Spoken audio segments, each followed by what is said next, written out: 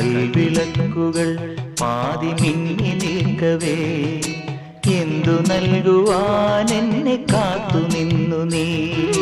തൃപ്രസാദവും മൗന ചുംബനങ്ങളും പങ്കുവയ്ക്കുവാനോടി വന്നതാണു ഞാൻ.